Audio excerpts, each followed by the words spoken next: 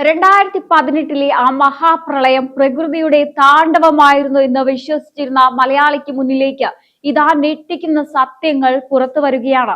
അത് വെറും ഒരു പ്രകൃതിക്ഷോഭമായിരുന്നില്ല, മറിച്ച് പിണറായി വിജയൻ സർക്കാരിന്റെ പിടിപ്പുകേടും അനാസ്ഥയും കൊണ്ട് കേരളത്തിന് മേൽ അടിച്ചേൽപ്പിച്ച ഒരു സർക്കാർ നിർമ്മിത ദുരന്തമായിരുന്നു എന്ന് അടിവരയിടുകയാണ് KCBയുടെ ഏറ്റവും പുതിയ കണക്കുകൾ. പ്രളയകാലത്ത് ഡാം മാനേജ്മെന്റിൽ ഒരു വീഴ്ചയും പറ്റിയിട്ടില്ലെന്ന് നിയമസഭയിലും പുറത്തും നെഞ്ചും വിരിച്ചു പറഞ്ഞിരുന്ന മുഖ്യമന്ത്രിയുടെയും വകുപ്പ് മന്ത്രിമാരുടെയും അവകാശവാദങ്ങൾ വെറും പൊള്ളയായിരുന്നു എന്ന് ഈ രേഖകൾ തെളിയിക്കുകയാണ്. ജനങ്ങളെ മുക്കിക്കൊന്നത് പ്രകൃതിയല്ല, മറിച്ച് സർക്കാരിന്റെ തെറ്റായ തീരുമാനങ്ങളായിരുന്നു എന്ന് പകൽ പോലെ വ്യക്തമാവുകയാണ്. 2018 ഓഗസ്റ്റ് 1 തന്നെ സംസ്ഥാനത്തെ പ്രധാന ഡാമുകളിൽ ജലനിരപ്പ് 90% എത്തിയിരുന്നുവെന്ന് കണക്കുകൾ പറയുന്നു. ഡാം മാനേജ്മെന്റ് നിയമങ്ങൾ അനുസരിച്ച് ഈ ഘട്ടത്തിൽ തന്നെ ഷട്ടറുകൾ നിയന്ത്രിതമായി തുറന്നു വിടേണ്ടതായിരുന്നു. എന്നാൽ ഇടുക്കി കഴിഞ്ഞാൽ ഏറ്റവും വലിയ അണക്കെട്ടായ കക്കിയിലും പമ്പയിലും വെള്ളം നിറഞ്ഞു കവിഞ്ഞിട്ടും സർക്കാർ കണ്ണടച്ചിരുന്നു.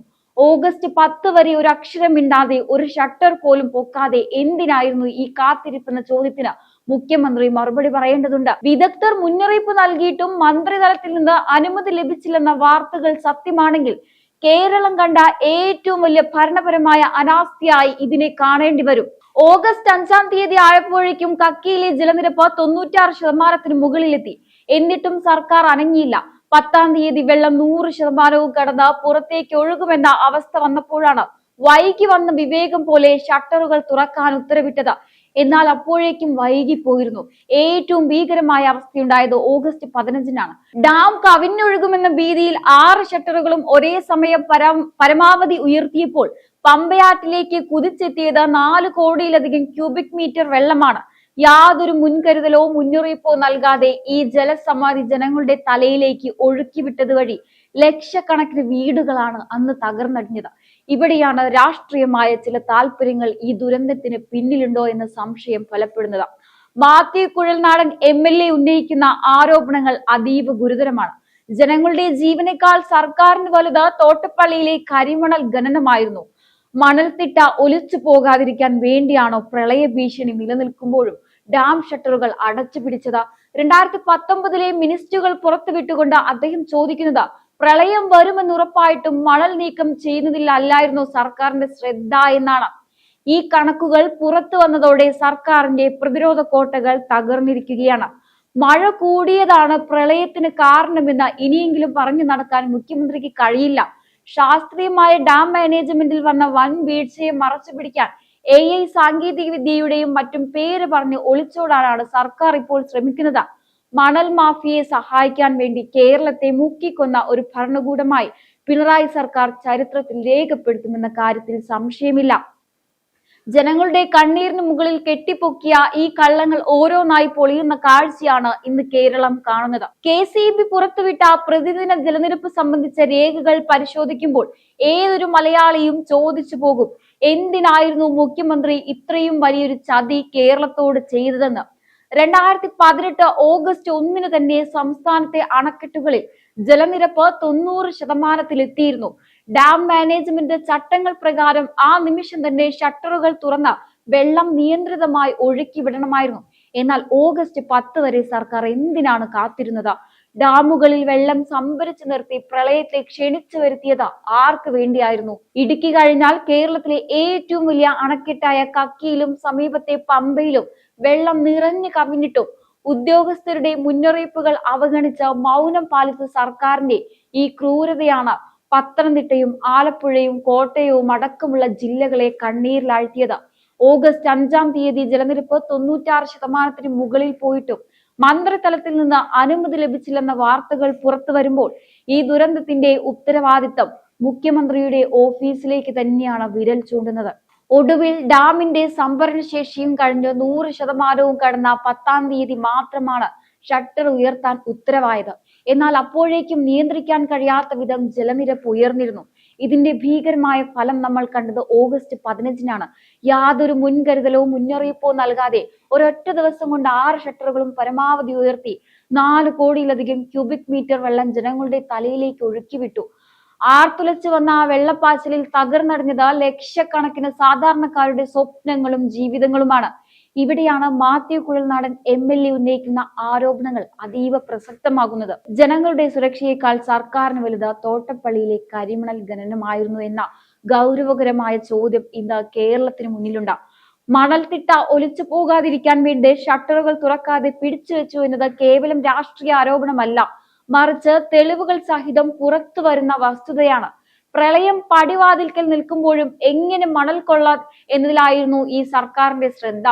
ജനങ്ങളുടെ ജീവനല്ല, മണലിലായിരുന്നു സർക്കാരിന് പ്രധാനമെന്ന വിമർശനം പിണറായി വിജയൻ എന്ന ഭരണാധികാരിയുടെ മുഖത്തേറ്റ് കനത്ത പ്രഹരമാണ്.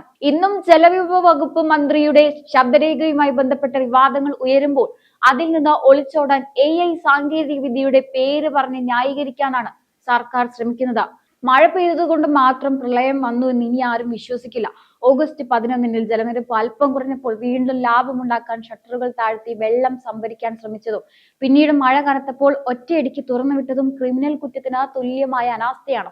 സ്വന്തം ജനതയെ വെള്ളത്തിൽ മുക്കിക്കൊന്ന ഈ ഭരണകൂടം ചരിത്രത്തിന്റെ കോടതിയിൽ പ്രതിക്കൂട്ടിലാണ്. KCBയുടെ ഈ കണക്കുകൾക്ക് മുന്നിൽ മറുപടിയില്ലാതെ പതറുന്ന പിണറായി വിജയൻ സർക്കാർ കേരളത്തോട് നീതി പുലർത്തുന്നതിൽ പൂർണ്ണമായും പരാജയപ്പെട്ടിരിക്കുന്നു. ഒരു മുഖ്യമന്ത്രിക്ക് എങ്ങനെയാണ് തന്റെ ജനങ്ങളോട് ഇത്രയും വലിയ ചതി ചെയ്യാൻ തോന്നുന്നത്?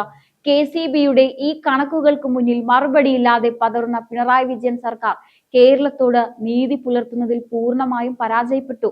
ജനങ്ങളുടെ കണ്ണീരിന് മറുപടി പറയാൻ ഈ സർക്കാരിന് ബാധ്യതയുണ്ട്. ഒരു ജനതയുടെ ആയുഷ്കാലത്തെ സമ്പാദ്യവും ജീവനും ഒരു നിമിഷം കൊണ്ട് ഇല്ലാതാക്കിയ ആ മഹാപ്രളയം നടന്ന് വർഷങ്ങൾ കഴിഞ്ഞിട്ടും സത്യങ്ങൾ പുറത്തു വരുന്നത് ഭരണകൂടങ്ങൾ എത്രത്തോളം അപകടകരമായ രീതിയിലാണ് പ്രവർത്തിക്കുന്നു എന്നതിന്റെ തെളിവാണ്. KCB പുറത്തുവിട്ട പുതിയ രേഖകൾ കേവലം രാഷ്ട്രീയ ആരോപണങ്ങൾക്കപ്പുറം വലിയൊരു ഭരണഘടനാപരമായ വീഴ്ചയിലേക്കാണ് വിരൽ ചൂണ്ടുന്നത്. ജനങ്ങളുടെ സുരക്ഷ ഉറപ്പാക്കാൻ നിയമിക്കപ്പെട്ട സംവിധാനങ്ങൾ സ്വയം ഒരു ദുരന്തമായി മാറിയ കാഴ്ചയാണ് ഇവിടെ നാം കാണുന്നത്. പ്രകൃതി ദുരന്തങ്ങളെ നേരിടാൻ ശാസ്ത്രീയമായ വഴികൾ നിലവിലുണ്ടായിട്ടും അവയെ ഒഴിവാക്കിക്കൊണ്ട് തന്നിഷ്ടപ്രകാരം തീരുമാനങ്ങൾ എടുക്കാത്തവർ യഥാർത്ഥത്തിൽ ഒരു വലിയ ജനതയെ ആകെ ചതിക്കുകയായിരുന്നു. ഇവിടെ ഉയരുന്ന ഏറ്റവും വലിയ ചോദ്യം ഉത്തരവാദിത്തത്തെ കുറിച്ചാണ്. അപ്രതീക്ഷിതമായ മഴയെന്ന പുകമറയ്ക്കുള്ളിൽ ഒളിച്ചിരുന്ന വീഴ്ചകളെ ന്യായീകരിക്കാൻ ശ്രമിക്കുമ്പോൾ ആധുനിക സാങ്കേതിക വിദ്യകളും കൃത്യമായ ഡാറ്റകളും കൈവശമുണ്ടായിരുന്ന ഉദ്യോഗസ്ഥരും ഭരണാധികാരികളും എന്തിനു മൗനം പാലിച്ചു എന്നത് ദുരൂഹമാണ്. മുന്നറിയിപ്പുകൾ നൽകുന്നതിലും നടപടികൾ സ്വീകരിക്കുന്നതിലും വന്ന ഓരോ നിമിഷത്തെ കാലതാമസവും കേരളത്തിന്റെ ഭൂപടത്തിൽ നിന്ന് പല ഗ്രാമങ്ങളെയും മായ്ച്ചു കളയാൻ കാരണമായി. ഭരണം എന്നത് വെറും അധികാര കൈമാറ്റമല്ല എന്നും അത് ജനങ്ങളോടുള്ള വലിയൊരു കടപ്പാടാണെന്നും മറന്നുപോയ ഒരു ഭരണകൂടത്തിന് ഈ കണക്കുകൾക്ക് മുന്നിൽ മുഖം തിരിക്കാനാവില്ല.